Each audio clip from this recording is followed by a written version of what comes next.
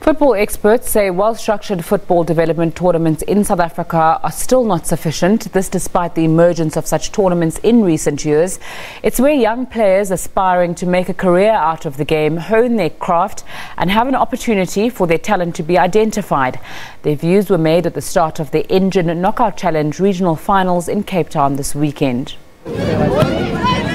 Just over 300 players featured in the Western Cape regional finals of the Engen Knock-out Challenge.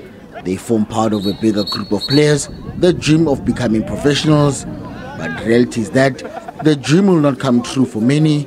Part of the reason, South African professional leagues do not have the capacity to accommodate for all.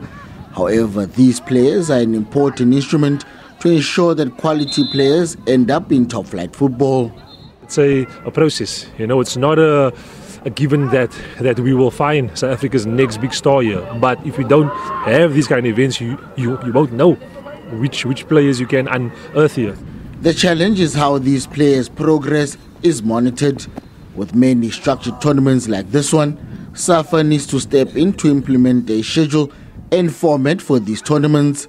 Many of these players will therefore have an opportunity to play regularly at such tournaments. It gives scouts and selectors more opportunity to measure how far a player has come in that particular year. The players are now getting guided from a young age, and that's very, very important. So a lot of foundation is done at the amateur clubs now themselves in the with these license coaches are getting. A great part of development is when the players play strength versus strength. And more than close to 100 teams entered for this tournament. They played in playoffs. 16 made it through. So undoubtedly, you'll play strength versus strength at a tournament like this. And that is where you can see what your shortcomings are.